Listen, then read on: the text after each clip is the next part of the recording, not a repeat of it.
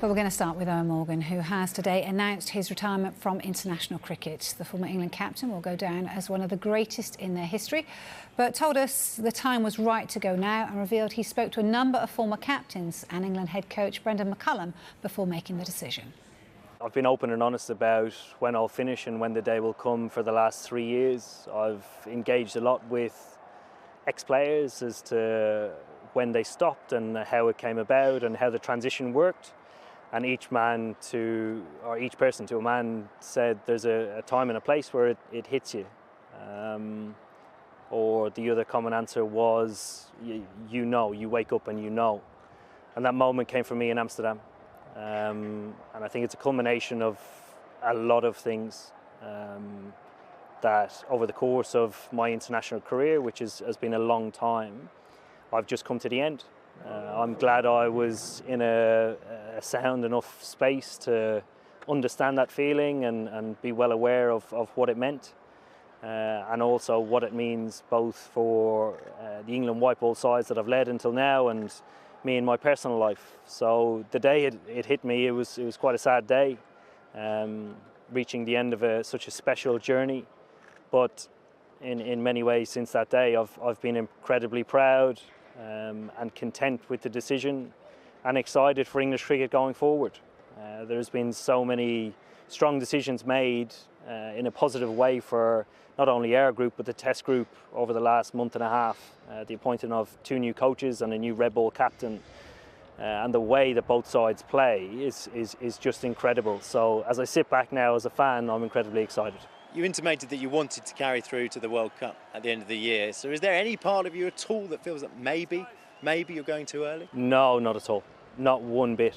And right from that day that it hit me like I'm not sure what actually. Well, the day that I knew I felt a true sense of ownership to make that decision my own. I've always been honest about where the team needs to go and the potential it has to try and achieve special things, and I was as honest as I could be. I spoke to Rob Key, I spoke to Matthew Mott, the coach, and they were very, very understanding. Did you speak to Brendan McCullum as well? Yeah, obviously Baz is one of my close mates, and I spoke to him, but I've spoken to him about retirement for a long time, and particularly around his and the transition for him. And again, he said, you will know. It will be a feeling that comes and hits you. Just make sure you recognise it when it comes. Right, for more on this, let's head to Lords now, where James Cole is waiting to speak to us. And James, you were talking to him, of course. He sounded like a man who was very at ease with this decision, didn't he? Yeah, absolutely. I said to him, any doubts whatsoever? No, none whatsoever. He said it hit him like I don't know what. Well, he obviously knew when he woke up in Amsterdam, 2 ducks and then an injury, a groin injury in the 3rd game. When your teammates are all cleaning up, scoring runs, that will help you make that decision, won't it? And he's probably been considering it for some time in terms of his transition. Morgan hasn't been in form. He's been carrying injuries. And he's always said the minute he feels he's being detrimental to the team, to the greater, bigger picture, he will step down. And it is the right time. As you say, he seemed very, very at ease and at peace with that decision. What does he do now? Well, he's going to continue playing domestic cricket here for Middlesex, and also in the 100. There's some conjecture and speculation as to whether he might get into a coaching role with England. Some people feel that Morgan still has a lot to offer this white ball setup, even in a non-playing capacity. But for Morgan, stepping away from the bubble, stepping away from the environment completely is the best way forward.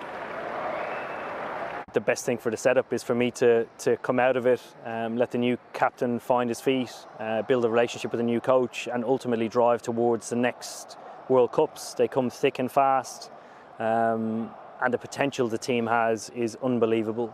I'm excited to sit back and watch. I'm incredibly grateful and lucky to be a part of such a special time in English cricket, but I think what's to come could be even more special. Further down the line, might you want to go into coaching? A lot of people think you'd make an excellent coach.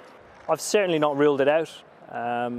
Certainly down the line, I do think I have something to offer, but I think picking and choosing what the role is and what that looks like will be the most important part. Yeah, and I guess, James, the next big question for England going forward is who will succeed him? Yes, we expect that man to be Jos Buttler. He is Eoin Morgan's vice-captain. He's fulfilled the role in Morgan's absence on more than one occasion and done so admirably. He's also in the form of his life, is Jos Buttler. Ever since he was left out of the Test team, he's gone to a different level in terms of his white ball batting. We saw that at the IPL.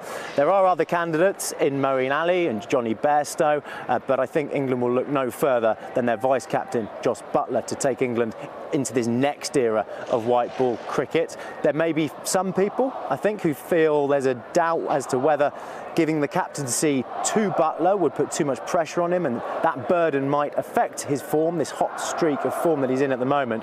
But Eoin Morgan has no doubts that he'll be absolutely fine if given the captaincy. Thankfully, it's not a decision I have to make. There are some obvious candidates, Jos Buttler being one of them and Moeen Ali being the other. There are some tremendous leaders as well within that group.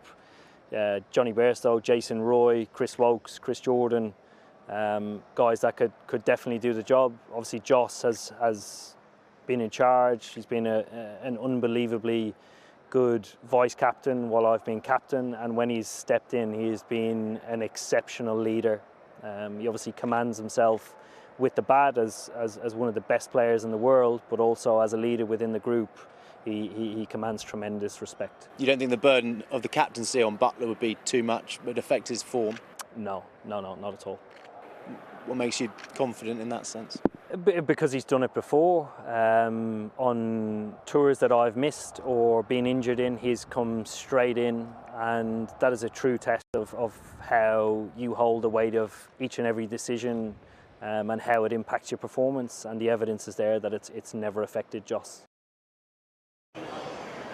So Morgan has retired from international cricket, but he has plenty of potential avenues he can now pursue. I mentioned the coaching. He's also dipping his toe in the media waters too. He'll be part of our commentary team for the forthcoming white ball series against India and South Africa, as well as the 100. Yeah, so that's our win for sure. Thank you very much.